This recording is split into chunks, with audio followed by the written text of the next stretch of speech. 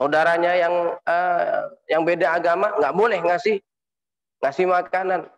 Yang berani mengantarkan makanan terang-terangan hanya Sayyidina Umar bin Khattab. Kalau yang lain itu ketahuan ngantar makanan sama orang Islam, bisa bahaya. 3 tahun namul hazan.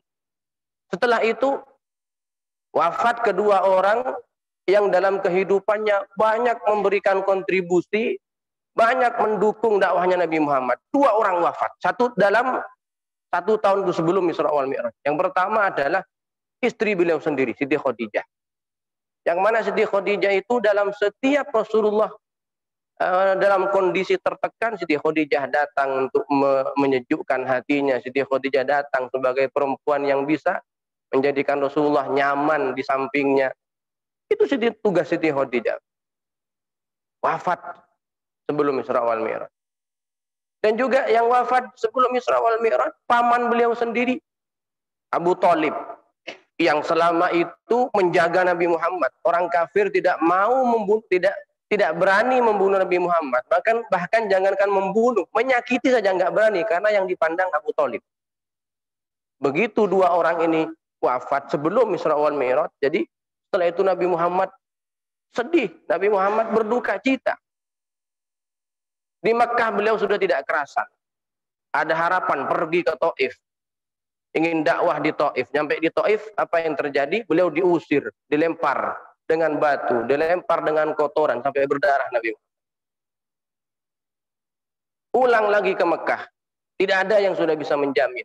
Kalau dulu ada Abu Thalib yang menjamin keamanannya. Pulang ke Mekah Nabi Muhammad. Siapa yang memberi jaminan keamanan waktu itu? Mut'im ibnu Adi, orang kafir. Kata Mut'im, Muhammad, kamu pulang ke Mekah, aku yang menjamin keamanan kamu, orang kafir. Akhirnya begitu Nabi Muhammad pulang ke Mekah, Mut'im bin Adi mengatakan, siapapun yang berani menyakiti Muhammad berarti menyakiti aku. Orang kafir ini. Makanya ketika perang Badar terjadi, banyak orang kafir yang ditahan oleh Nabi Muhammad. Nabi Muhammad berkata begini, seandainya Mut'im bin Adi hidup pada saat ini dan meminta semua tahanan orang kafir itu dilepaskan, saya lepaskan. Nah, dalam kondisi sedih begitu, Nabi Muhammad dipanggil oleh Allah untuk Isra wal Mi'raj. Dihibur Nabi Muhammad dalam perjalanan, dibawa malaikat Jibril, kendaraannya Buraq, diperlihatkan dalam perjalanan berbagai macam tanda kekuasaan Allah. Mau di atas langit, di langit ketemu Nabi Adam, ketemu dengan Nabi Nuh, ketemu dengan Nabi Ibrahim, dihibur, lupa semua Nabi Muhammad itu kesedihan-kesedihan itu lupa semua. Senang, Pak. Ketemu dengan Nabi Adam, ketemu dengan Nabi Ibrahim, ketemu dengan Nabi Musa, sampai terakhir bisa melihat dan bertemu dengan Allah Subhanahu wa taala. Apakah ada sesuatu yang lebih menyenangkan daripada bertemu dengan Allah? Dihibur Nabi Muhammad, linuriyahu min ayatina, itu adalah tujuan Isra wal Mi'raj. Perkara dari perjalanan ini ya, kita juga begitu, perjalanan kemanapun kita mau pergi kemana, mau berwisata kemana, kan mesti toh pulang-pulang kita cari oleh-oleh. Seakan-akan kita nggak sempurna kayaknya kalau pulang pergi jauh tapi pulang nggak bawa oleh-oleh. Oleh-oleh khas sini, oleh-oleh sini. Makanya oleh-olehnya Nabi Muhammad itu adalah berupa sholat. Ini loh oleh-olehnya Nabi Muhammad berupa sholat. Orang biasanya yang ditinggal di rumah paling seneng dengan oleh-oleh. Oleh-oleh yang dibawa oleh orang yang pergi. Pasti yang ditanya, kalau bapak, mana pak oleh-olehnya pak? Oleh-oleh apa pak? Istri juga nanya begitu sama suaminya, yang ditanya oleh-oleh. Biasanya begitu datangin pasti yang ditanya oleh-oleh, nggak tanya gimana, sehat, perjalanan enak. Itu biasanya nggak begitu ditanya, yang ditanya oleh-oleh. Seneng, biasanya seneng. Nah umatnya Nabi Muhammad harusnya seneng. Nabi Muhammad perjalanan luar biasa, mendapatkan oleh-oleh bagi kita berupa kewajiban sholat. Kalau nggak seneng, yang dapat oleh-oleh marah Pak. Kalau nggak seneng, nggak diambil ini oleh-olehnya Nabi Muhammad ini, yang dapat oleh-oleh, yang bawa oleh-oleh itu maksudnya, yang membawa oleh-oleh dari perjalanan ini sakit hati. Sama dengan kita pergi jauh, kita bawa oleh-oleh, nyampe rumah oleh-oleh kita nggak diapa-apain sama keluarga kita. Nggak ada yang seneng, nggak diambil. Sakit hati tidak yang beli. yang beli di tempat jauh, yang sakit hati. Makanya orang yang nggak sholat itu menyakiti hati Nabi Muhammad. Menyakiti hati Nabi Muhammad. Itu dia dari sejarahnya. Dari sejarahnya begitu. Allah. Sedangkan kita kadang meremehkan. Tidak sadar kita sudah menyakiti Nabi Muhammad. Makanya kata Nabi, awwaluma yuhasabu bihil abdu yaumal qiyamah shalah. Besok yang akan pertama kali ditanyakan di hari kiamat, yang akan dihisab di hari kiamat adalah tentang sholat. Sholat yang lain enggak ditanyakan. Yang ditanyakan dulu sholat. Kalau sholatnya baik, biasanya ini urusan-urusan kecil enggak ditanya. Sholatnya udah baik, sempurna sholatnya. Nggak punya utang dalam melaksanakan dilaksanakan dengan penuh kesempurnaan, tahu ilmunya luar biasa. Yang lain urusan-urusan kecil itu udah nggak ditanya, udah lolos kamu. Tapi kalau sholatnya udah bermasalah, sampai yang urusan kecil, yang urusan mencuri jarum aja itu dipertanggungjawabkan, ditanyakan. Sehingga tidak heran. Makanya sekali lagi sholat ini luar biasa. Makanya Nabi bersabda setelah Isra wal Mi'raj itu, as-salatu mi'rajul mu'minin, kata Nabi. Salat itu adalah mi'rajnya orang mukmin. Yang mi'raj sebenarnya Rasulullah untuk mendapatkan salat ketika malam Isra wal Mi'raj. Tapi kita juga bisa mi'raj, kata Nabi. Orang mukmin juga bisa mi'raj.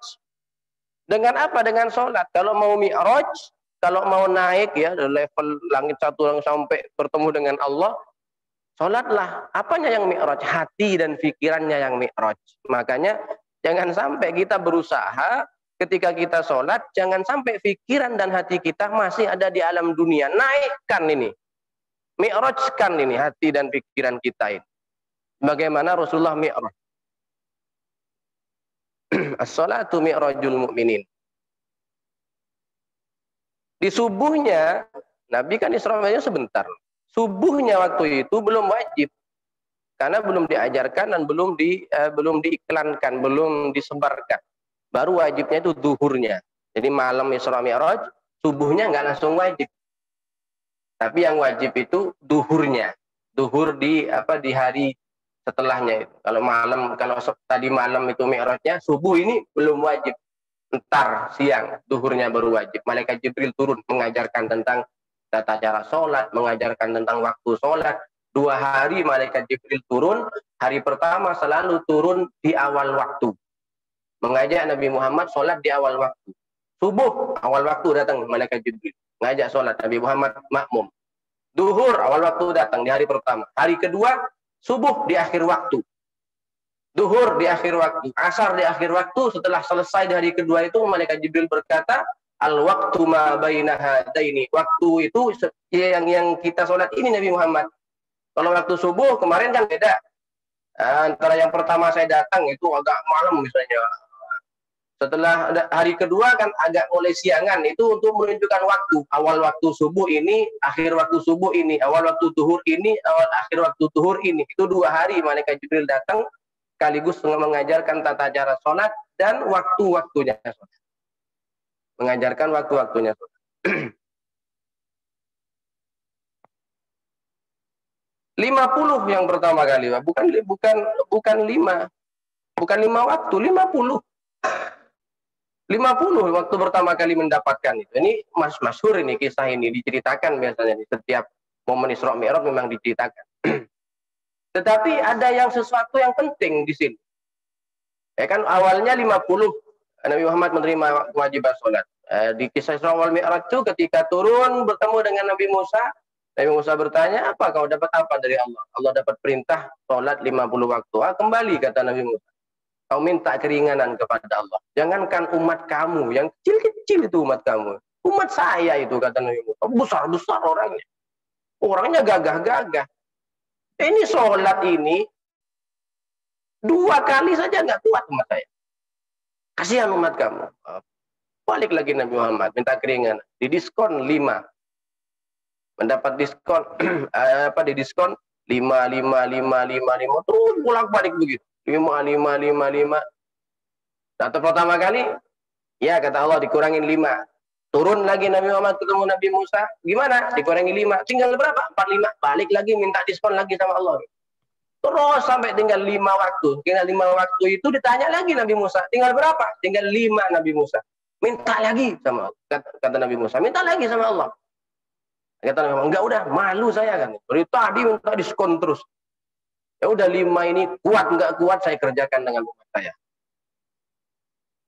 Di sini ada pelajaran apa yang bisa kita ambil pelajaran? Nabi Musa pada waktu itu sudah meninggal. Sudah meninggal Pak Nabi Musa. Sudah meninggal Nabi Musa.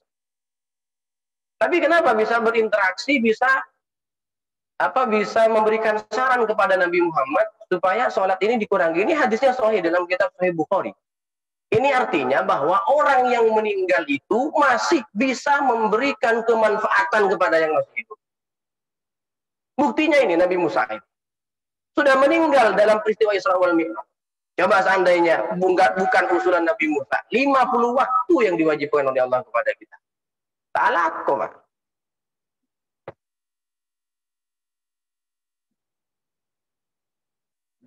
Ini jarang diungkap. Ini apa ya? Kalau kita pikir mendalam begitu, orang yang sudah meninggal ini, Nabi Musa. Makanya kalau orang mengatakan orang sudah meninggal nggak mungkin bisa memberikan kemanfaatan. Kamu sholat enggak? Tahu nggak sejarah sholat itu berapa pertama kali? 50. Yang meminta Nabi Muhammad kembali kepada Allah dikurangi 5. 5 siapa? Nabi Musa. Ketika Isra wal Mi'raj itu terjadi, Nabi Musa hidup apa meninggal? Sudah meninggal. Kok bisa memberikan kemanfaatan? Sampai kita rasakan seperti itu.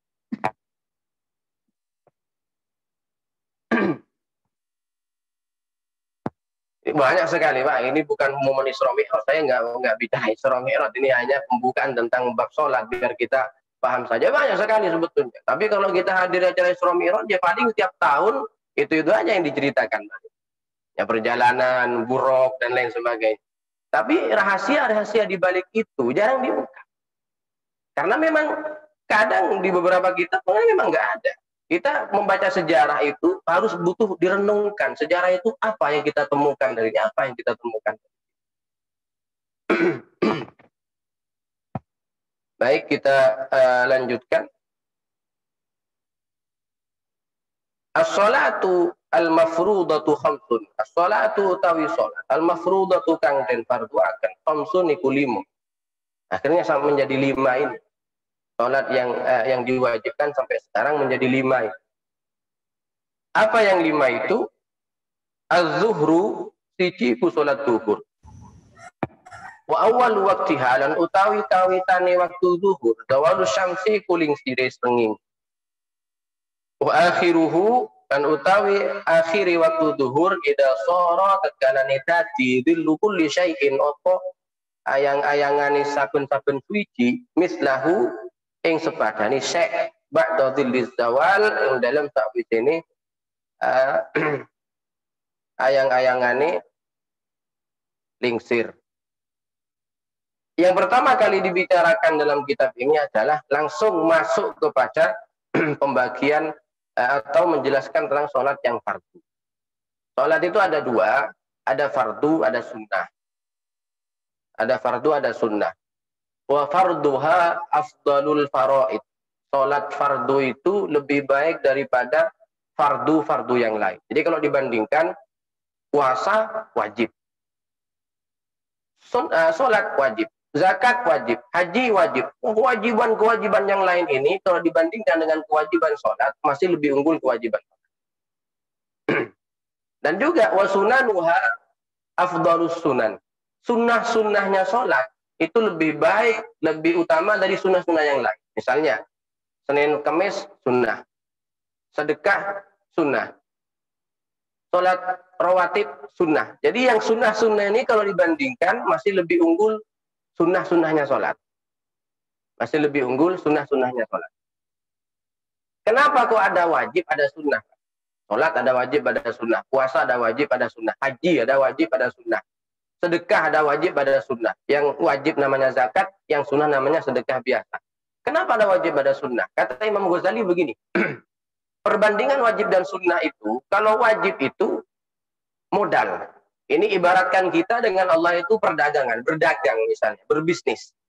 Makanya dalam Quran disebutkan ya ayyuhalladzina amanu hal adullukum ala tijaratin tunjikum min adzabin alim. Hai orang-orang yang beriman, maukah kamu aku tunjukkan, kata Allah, atas suatu perniagaan, tijarah, perdagangan, bisnis yang menguntungkan bagi kamu, yang kamu akan bebas daripada siksa-siksa Allah kelak. Jadi kita ini ketika hidup ini beribadah ini ibarat berdagang, sedang melaksanakan perniagaan. Maka kata Imam Ghazali, wajib itu, sholat yang wajib, puasa yang wajib, haji yang wajib, itu adalah modal bagi seseorang. Sedangkan yang sunnah itu adalah labanya, keuntungannya. Artinya bagaimana? Kalau ada orang hanya yang dilakukan yang wajib-wajib saja, nggak pernah melakukan sunnah, sholat hanya yang wajib saja, nggak ditambah dengan sunnahnya rawatibnya, nggak ditambah dengan sunnah-sunnah yang lain. Puasa hanya yang wajib saja, nggak ditambah dengan yang sunnah, Asyura, Senin, Kamis, dan lain sebagainya, hanya yang wajib saja. Itu sama, kata Imam Ghazali, sama dengan orang yang berdagang, ya, melakukan perdagangan, nggak rugi, nggak untung. Kalau modal awal 10 juta, mau berdagang sampai 10 tahun, tetap 10 juta itu yang dia dapat, yang dia punya maksudnya. Nggak ada keuntungan, ya nggak rugi. Nggak rugi, ya hanya bagaimana kalau orang berdagang? Orang berdagang yang dicarikan keuntungan. Kalau saya modal sekian, maka dalam jangka waktu sekian harus dapat keuntungan sekian. Orang yang hanya wajib-wajib saja memang masuk surga, kata Nabi. Maka sahabat, ya Rasulullah, bagaimana di puasa hanya yang wajib? Semuanya yang wajib. Saya tidak menambah dengan sunnah. Masuk surga enggak saya? Masuk, kata Nabi. Masuk surga. Masuk surga. Yang wajib saja. Yang enggak untung, enggak rugi. Yang rugi ya enggak. Karena yang wajib dikerjakan, enggak rugi. Tapi ibarat orang berdagang, kata Imam Ghazali, dia nggak punya keuntungan. Maksudnya nggak punya keuntungan itu derajat-derajat di surganya itu ya kelasnya kelas ekonomi. Kalau mau lebih dari itu, tambah dengan yang sunnah. Yang sunnah itu adalah keuntungan. Sama dengan begini, semakin banyak hal-hal sunnah yang kita lakukan, berarti kita semakin banyak meraih keuntungan dalam perdagangan kita. Kalau pengen dapat untung banyak dalam hal ibadah, perbanyak yang sunnah. Ini kalau dikiaskan, kalau dibandingkan dengan perdagangan kita di dunia ini. Jadi semakin banyak melakukan hal yang sunnah, semakin banyak mendapatkan keuntungan di dalam tijarah ini. Maka zuhur di sini biasanya memang zuhur itu disebutkan di awal. Karena memang Nabi juga melakukan pertama kali sholat wajib ini adalah zuhur dengan malaikat Jibril. Tubuhnya itu kan tidak sholat. Dari segi makna juga zuhur ini cocoknya memang taruh di awal. Maka kalau mengajarkan anak-anak kita kecil sholat 5 waktu, pertama zuhur, asar, jangan acak-acakan. Sholat 5 waktu, maghrib, isya, subuh. Dimulai dari zuhur. Zuhur, asar, maghrib, isya, subuh. Zuhur, asar, maghrib, isya, subuh. Awal waktiha, waktu awal duhur itu adalah zawalus syamsi. Ketika matahari sudah lingsir, tergelincir ke arah barat. Maksudnya bagaimana? Kalau kita letakkan benda tegak, berdiri. Biasanya kalau jam 10, bayangannya masih di barat. Benda itu kalau ditegakkan jam 10 pagi bayangannya masih di barat. Semakin matahari itu ke barat, maka bayangan itu semakin kecil yang di barat. Terus begitu nanti benda ini tidak kelihatan bayangannya, berarti menunjukkan bahwa matahari persis di atas kepala kita. Karena bayangan tidak ada. Itu namanya waktu istiwa. Makruh sholat pada waktu itu. Ketika sudah ada bayangan di timurnya benda, di sebelah timurnya benda, sedikit. Kalau masih sangat sedikit, itu masih disebut dengan waktu istiwa. Kalau agak kelihatan misalnya, ada bayangan benda, ada bayangan di sebelah timurnya benda ini sudah kelihatan jelas bayangannya, baru disitulah masuk waktu duhur. Di situ masuk waktu duhur. Kenapa ini yang dipakai? kok nggak pakai jam misalnya? Selain dulu tidak ada jam, kemudian jam itu dalam setiap negara nggak sama. Kalau matahari kan sama. Semuanya mendapatkan matahari. Jadi patokannya matahari. Perkara nanti dikonversi atau dirubah ke jam, silahkan. Itu berdasarkan ilmu ilmu falak atau astronomi yang diakui. Boleh. Saya kalau sholat Pak nggak pakai ngukur benda segala. Misalnya begitu jamnya sudah masuk, dia jadwal jam masuk sholat. Nah itu yang sudah dikonversi namanya. Itu sudah disimpelkan Pak. Tapi kan kalau pakai jam kan nggak sama. Misalnya di kitab disebutkan misalnya duhur jam 11.30. Nah itu daerah mana itu? Kan kita bertanya kalau begitu. Daerah mana itu? Kan daerah semakin ke barat dan semakin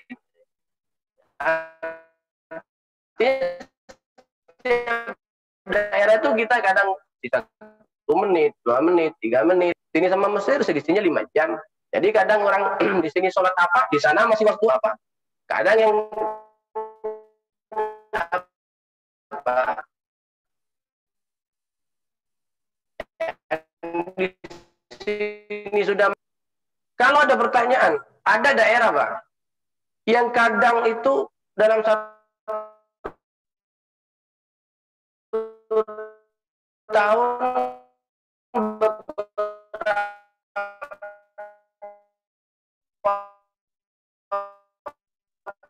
bulan itu nggak ada. Nah, cara sholatnya gimana?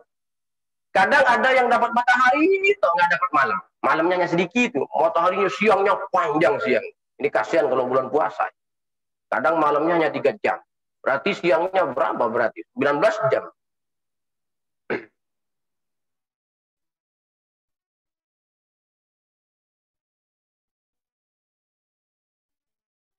Kalau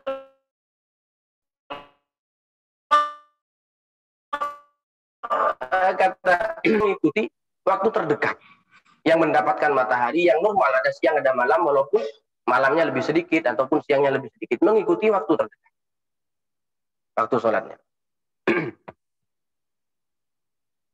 Waktu duhur ini sekali lagi di awal masuknya waktu duhur, bolehnya kita sholat dan menjadi wajib bagi kincir ke arah barat. Di mata mengetahuinya dengan cara melihat bayangan sesuatu. Kalau hanya melihat mataharinya kita nggak tahu, Bang. Oh ini sudah tergelincir apa belum ini matahari. Ini melihat bayangan. Kalau bayangan sesuatu sudah ada di sebelah timur, berarti menunjukkan matahari sudah tergelincir. Pertama kali tergelincir, bayangan itu sudah jelas di sebelah timurnya benda, itu masuk waktu duhur. Jadi sekali lagi, waktu duhur itu masuknya waktu duhur bukan dengan tanda adzan. Karena kadang yang adzan telat juga. Ini bukan patokan sebetulnya. Asalkan masuk waktu duhur, Pak, tapi belum adzan, gimana ini? Saya buru-buru sholat, silahkan nggak apa-apa. Tapi adzan itu menunjukkan bahwa memberitahu sholat itu sudah masuk. Sholat itu sudah masuk. Makanya dijaga betul gini yang tukang adzan, karena pahalanya juga besar Pak adzan itu. Besok kata Nabi di akhirat itu orang yang paling panjang yang paling panjang lehernya tukang adzan.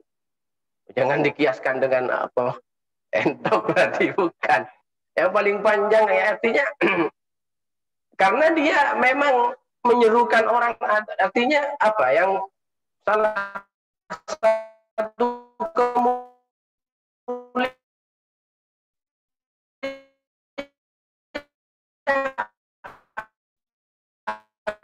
bagi orang tukang adzan dan lain sebagainya. Wa akhiruhu, akhirnya waktu duhur selesai maksudnya ketika idza sara dhillu kulli syai'in mithlahu ba'da dhilliz zawal. Ketika bayangan itu sudah sama dengan benda. Misalnya bendanya yang ada benda ini yang tegak ini misalnya 5 meter. Ketika bayangan benda ini sudah sama 5 meter, panjangnya sama dengan benda yang tegak, itu berarti waktu duhur sudah habis. Ditambah sedikit saja bayangan tadi, ditambah dengan bayangan istiwa yang sedikit itu. Jadi lebih sedikit berarti. Lebih sedikit itu menunjukkan waktu zuhur sudah habis, berarti masuk pada waktu asar. Masuk pada waktu asar. Nah, ini waktu zuhur yang kita jelaskan. Nanti yang lain, kalau ini paham, insya Allah yang lain, waktu-waktu yang lain kita akan paham. Sekarang permasalahannya begini. Apakah begitu masuk waktu zuhur pertama kali, lingsir matahari sudah tergelincir, atau katakan sudah adzan di masjid, dan adzannya tepat waktu. Apakah seseorang pada waktu itu harus langsung melaksanakan sholat? Ngaji fikih itu kalau pengen sempurna, ada beberapa ilmu yang lain yang harus dibaca. Ada qawaid fikih, ada usul fikih, ada maqasidus syariah.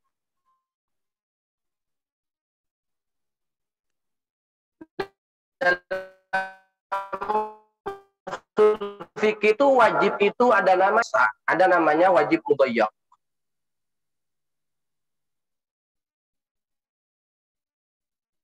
Wajib muwassa itu apa?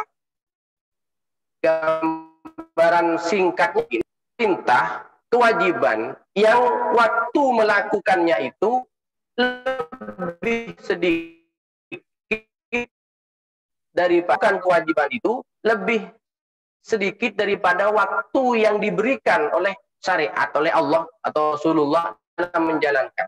Artinya begini, waktunya lebih panjang daripada kebutuhan melakukannya. Contoh sholat ini, kita contohkan langsung.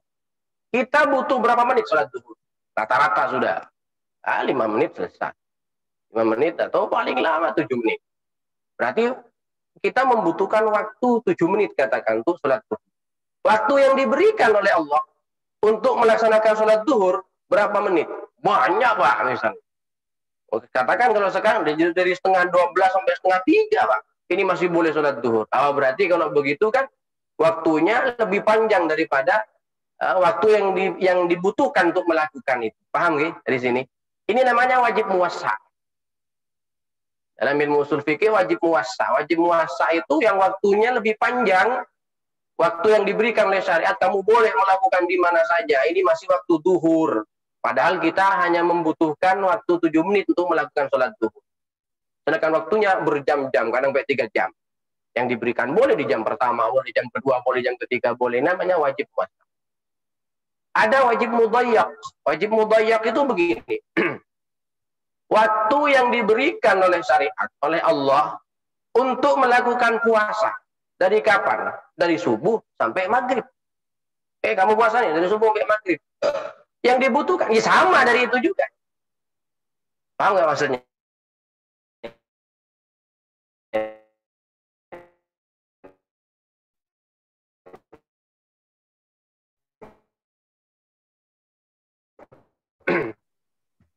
Jadi waktu yang disewajibkan puasa ini kalau masalah kita. Dan waktunya yang diberikan oleh Allah dari kapan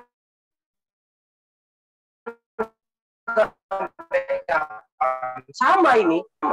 Allah memberikan waktu segini, kita juga harus memulai waktu puasa dari ini, mengakhiri dari sini juga. Sama, ini namanya sehingga tidak ada ruang yang kosong, semuanya penuh dengan kewajiban. Waktu yang diberikan itu, ya kita harus melakukan selama waktu itu juga. Itu namanya wajib mudayyak, beda. Sehingga nanti misalnya sudah terbit fajar. Sudah terbit fajar, kita enggak, nanti saya puasanya jam 9 aja mulai. Enggak bisa. Ini harus dari awal ini. Beda kalau puasa sunnah ya. Bisa kalau puasa. Ini namanya wajib mudayyak. Yang ingin kita jelaskan, wajib muwassa. Sholat itu wajib muwassa. Masuk waktu duhur setengah 12 misalnya. Wajib enggak langsung melakukan sholat? Enggak. Karena waktunya masih panjang, bisa melakukan setengah 1, bisa melakukan jam 2. Ini wajib muwassa. Beda dengan puasa, wajib mudayyak. Begitu terbit fajar, wajib dari itu sudah melakukan puasa. Nah, tetapi wajib muwassa atau sholat ini, begitu masuk waktu zuhur, kalau tidak langsung melaksanakan, harus ada niat dalam hati. Niatkan dalam hati. Nah, sholat sekarang, nantilah saya sholat jam 2. Nantilah saya sholat jam 1. Boleh, boleh. Kalau bicara boleh, boleh, Pak. Jadi fikih itu hanya menjelaskan boleh dan tidak bolehnya. Beda dengan tasawuf. Tasawuf itu mengarahkan kita kepada yang lebih utama. Boleh, tapi cari yang lebih utama. Kapan? Awal waktu. As-sholatu ala waktiha. Nabi ketika ditanya, ya Rasulullah, ayyul a'mal afdol. Perbuatan apa yang lebih utama? Nabi menjawab, as-sholatu ala waktiha. Ada yang mengatakan, as-sholatu fi awwali waktiha. Sholat di awal waktunya. Kalau di akhir waktu gimana? Boleh? Boleh. Ya boleh. Tapi mendapatkan keutamaan tidak. Makanya ada waktu fadilah, ada waktu utama. Waktu utama itu kapan waktu utama? Begitu masuk, waktu itu bisa digunakan untuk mandi, untuk bisa digunakan untuk berwudu, lalu untuk sholat, lalu sholat rawatib, sholat duhurnya, dan juga sholat sunnah ba'diyahnya, itu namanya waktu yang utama. Artinya di awal waktu itu waktu yang utama.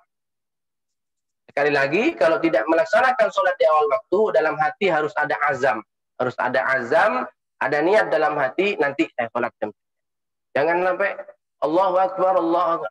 Apa itu? Harus ada dalam hati. Jadi kita tidak meremehkan yang namanya kewajiban ketika sudah masuk pada waktu.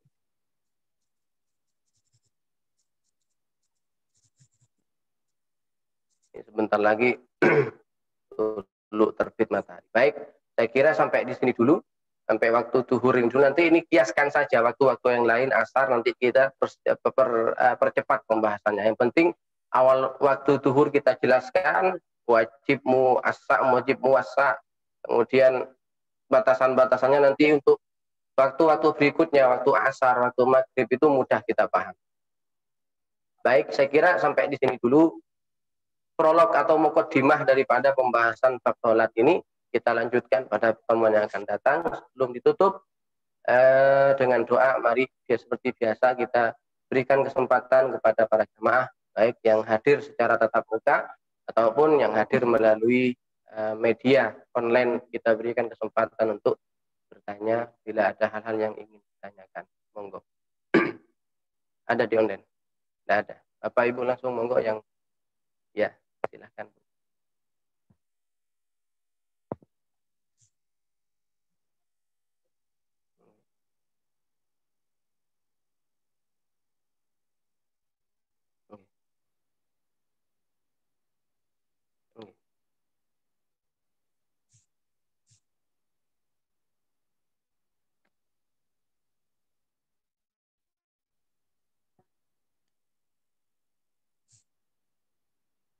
Ya. Saya kiaskan begini. Kalau pahalanya sama nggak, dapatnya sama kalau pahala. Tapi begini gambarannya. Ada atasan misalnya, ada atasan bilang ke bawahannya, besok akan ada bagi-bagi ini. Pahala ya, kalau dalam bahasa ibadah itu pahala. Besok akan ada bagi-bagi ini, sembako misalnya. Sembako misalnya. Yang datang dari jam sekian sampai jam sekian dapat. Yang nggak datang dari jam sekian sampai jam sekian nggak dapat. Misalnya dari jam 7 pagi sampai jam 12 dapat. Kita mau datang jam 9 dapat. Sama nggak dapat? Sama dapatnya. Jam 10 dapat, sama dapatnya. Tapi senangnya orang yang didatengin itu beda. Kalau datang pertama kali, oh ini berarti memperhatikan, ini berarti. Ini berarti menghargai berarti. Paham enggak maksudnya di sini? Kalau dapatnya sama-sama mengerjakan. Ya sama, ada orang atasan bilang begitu, besok dari jam sekian sampai jam sekian siapa yang datang ke sini saya beri ini. Sama nggak dapat? Sama, yang datang dari awal waktu juga diberinya itu. Yang di akhir waktu juga sama dapatnya itu. Cuma rasa senang gembiranya orang yang memanggil itu yang berbeda. Oh ini memperhatikan berarti. Oh ini berarti sergap orangnya. Ini datang di akhir waktu berarti ini menduakan. Mementingkan kepentingan yang lain. Hanya ingin dapat ini saja tujuannya. Mudah-mudahan bisa dipahami. Jadi di sini kalau dapatnya sama. Monggo yang lain. Oke, masih.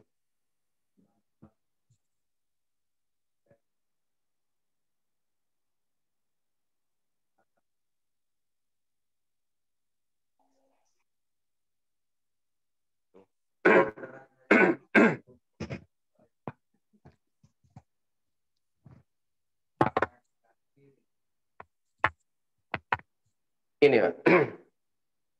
Yang pertama ingin saya jelaskan dulu iya karena dua iya karena nasta'in. Arti maknanya maksud. Iya karena butuh pengakuan ini. Ketika kita mengatakan iya karena butuh iya karena nasta'in, ini mengaku kita berikrar kepada Allah, berjanji kepada Allah, hanya kepadamu saya menyembah. Tapi kita ini harus jujur saja.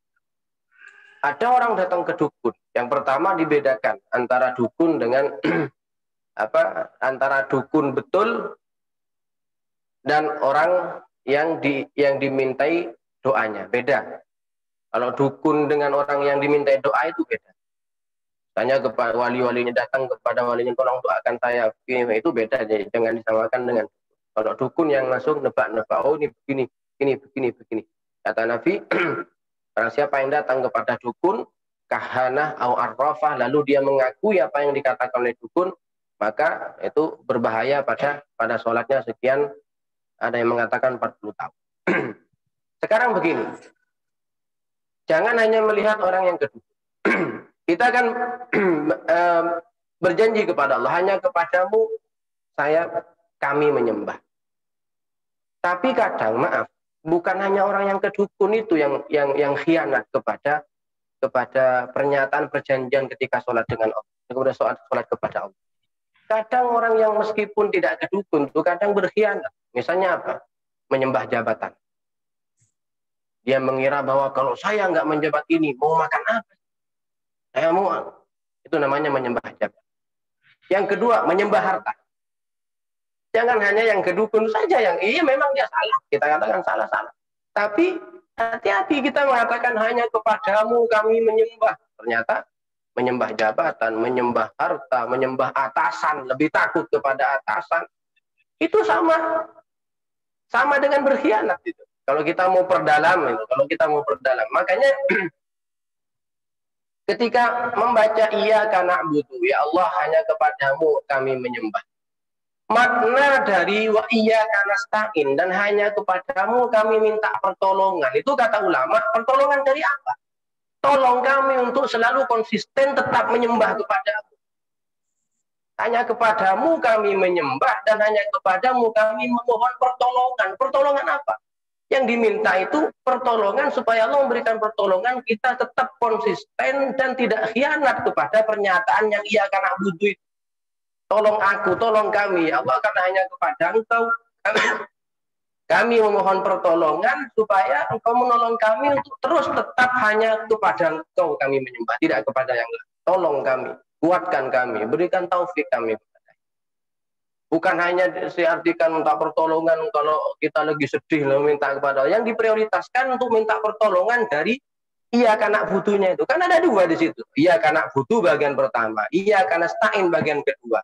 Jadi iya karena nasta'innya itu nasta'in dari bagian pertama itu yang harus diutamakan sehingga kita bisa selamat. Sekali lagi tetap tidak dibenarkan, tapi tolong dibedakan antara dukun dengan orang yang diharapkan, orang yang dimintai doa. Tidak sama. Mungkin pertanyaan terakhir. Enggak?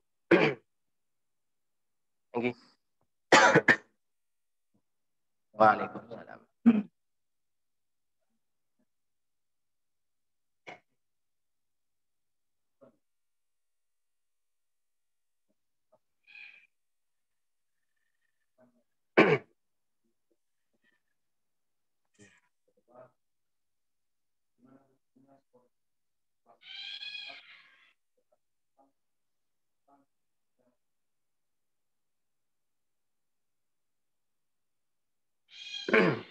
Assalamualaikum. Mana lebih utama kita memberikan makan kepada orang yang tidak pernah sholat dan antara diberikan makan kepada orang yang tidak pernah sholat atau diberikan kepada ayam? Langsung aja anunya. Kan biasanya yang makan nasi itu kan biasanya ayam. Diberikan ayam atau diberikan ke orang yang enggak sholat. Kita melihat kondisi, tetap secara umum manusia itu tetap lebih terhormat, lebih mulia daripada secara umum. Karena walaqad karramna bani Adam itu umum sekali. mengalahkan makhluk-makhluk yang lain. Entah Bani Adam, siapa Bani Adam? Ya asalkan manusia. Allah tidak mengatakan walaqad karramna orang yang sholat, walaqad karramna. Enggak, itu secara umum tetap yang namanya Bani Adam itu lebih mulia daripada makhluk-makhluk yang lain. Tetapi dalam kondisi tertentu misalnya diprioritaskan kepada hewan. Contohnya begini. Ini berlaku baik yang sholat tidak sholat, maksudnya begini. Kita punya sisa makanan yang lebih. Kita punya makanan yang lebih. Yang lebih membutuhkan itu siapa? Tetangga tidak pernah sholat. Ya. Tapi orangnya kelaparan. Kalau nggak makan ini bisa mati. Berikan ke dia. Berikan ke dia. Karena kita tidak tahu. Ya kemarin dia tidak sholat. Siapa tahu makanan yang Anda berikan, kalau itu keluar dari makanan yang halal, akan menjadikan darah daging, lalu memberikan energi di darah dagingnya itu untuk mendapatkan hidayah Allah, sehingga dia bisa bangkit ketika sehat untuk ibadah kepada Allah. Bisa terjadi. Makanya saya tidak suka dengan orang mengatakan, saya lebih baik sedekah apalah yang nampak daripada makanan. Makanan kan nanti jadi kotoran. Anda kalau sedekah makanan kepada orang yang rajin ibadah, orang yang rajin zikir, kepada alim ulama, ketika beliau ibadah, Anda dapat karena dia punya energi, jadi darah daging, Anda memberikan makanan, menyumbangkan energi kepada beliau. Kalau sekiranya itu bisa terjadi. Tapi kalau misalnya saya punya sisa makanan, tetangga ini sholat atau nggak sholat, tapi dia punya makanan, dia bisa makan walaupun saya tidak berikan ini. Sedangkan ayam saya mati sekandang nanti ini kalau nggak saya kasih makan. Berikan kepada ini. Makanya dalam bab wudu itu kan penggunaan air itu jelas, penggunaan air. Bahkan diutamakan kalau misalnya ayam ataupun hewan-hewan yang lain itu lebih membutuhkan, sedangkan manusia tidak begitu membutuhkan, diprioritaskan hewan. Yang penting tidak jangan sampai mati. Tapi kalau dipertimbangkan, dua-duanya sama-sama butuh, Pak. Ini tetangga butuh, sama-sama nggak makan 3 hari misalnya. Kalau nggak saya kasih makan bisa mati dia. Antara ayam saya yang satu kandang, prioritaskan tetangga dulu. Prioritaskan tetangga dulu. Karena ini menunjukkan, kata ulama, kalau kita mau sedekah, udah deh, jangan dilihat. Kalau mau sedekah jangan dilihat ini orang partainya apa, ini organisasinya apa, ininya apa. Berikan saja kepada. Yang menilai tetap sedekahnya kita itu adalah Allah. Dan dengan harapan kalau kita memberikan kepada orang yang tidak ibadah kepada Allah, niatkan dalam hati, ya Allah, makanan ini yang saya berikan, makanan halal yang saya dapatkan dari pekerja saya. Tolong jadikan energi makanan ini ketika menjadi darah daging, supaya saudara saya itu bisa bangkit untuk ibadah kepada. Itu yang lebih baik. Kemudian yang kedua, apa tadi yang kedua? Yang kedua, orang yang tidak pernah sholat tapi haji. Biasanya juga datang bertanya, nggak pernah sholat tapi puasa. Sholat enggak, puasa ya. Itu kewajiban tersendiri. Artinya, mau dia orang yang tidak sholat ataupun dia orang sholat ketika punya ongkos yang cukup untuk haji, sedangkan dia belum pernah haji, artinya haji wajib yang pertama.